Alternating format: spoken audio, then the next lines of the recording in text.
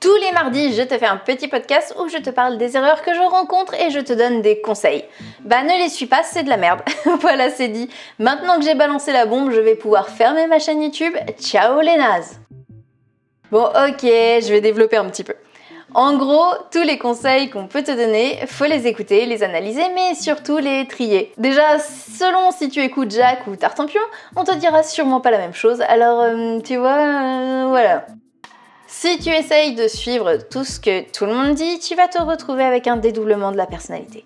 Ensuite, ok, il y a des techniques d'écriture, blablabla, blablabla, mais ça reste de l'art, donc c'est subjectif, mais surtout c'est inscrit dans un contexte, dans une société, dans un siècle. Des conseils qu'on te donnait il y a 100 ans ne sont pas les mêmes que ceux qu'on te donne aujourd'hui. Alors comment tu expliques ça? Est-ce que ça veut dire qu'ils avaient tout faux avant? Bah non, en fait c'est juste que la mode a changé. Bah ouais, que ça te plaise ou non, l'art ça reste influencé par la mode et ça de tout temps. Donc l'art ça évolue et ce qui était du génie à une époque devient une bouse des décennies plus tard. Et la réciprocité est vraie. On va traiter certains de visionnaires, de mecs en avance sur leur époque alors que leurs contemporains les qualifiaient plutôt d'auteurs bas de gamme.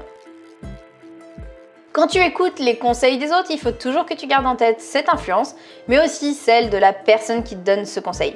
Bah ouais, je le répète souvent, mais j'aime les plumes qui sont directes et simples. Donc forcément, dans mes bêta lectures, même si j'essaye toujours de coller plus au style de l'auteur qu'à mes goûts personnels, bah je vais être influencée et je risque de donner des conseils qui reflètent ma vision. C'est pour ça que c'est important de choisir un bêta lecteur qui est en phase avec toi et qui te comprend artistiquement. Perso, j'ai mis du temps à capter ça et il se trouve que j'ai beaucoup trop suivi des conseils de personnes sans réaliser que ce n'était pas la vérité vraie, mais plutôt le reflet des goûts de mon bêta lecteur. Et je me suis perdue, j'ai eu du mal à vraiment comprendre ma plume, etc. etc.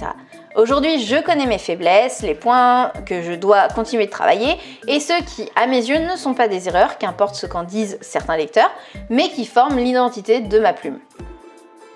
Je sais que fut un temps, je me sentais vraiment nulle parce que j'utilisais pas de jolis mots dans mes textes, parce que mon style était parlé, simple, etc. On m'a conseillé de lire du classique pour apprendre à former de jolies phrases, de découvrir un mot nouveau par jour pour enrichir mon vocabulaire, etc., etc. Mais clairement, en tentant de faire ça, j'avais l'impression de me perdre et je ne formais plus en fait mes intrigues en me disant qu'est-ce que je veux écrire maintenant, mais plutôt en me disant qu'est-ce qu'il faut que j'écrive maintenant. Mon roman le plus what the fuck est celui où je n'ai absolument rien suivi des conseils que j'ai pu recevoir, c'est J'irai tuer près de chez vous.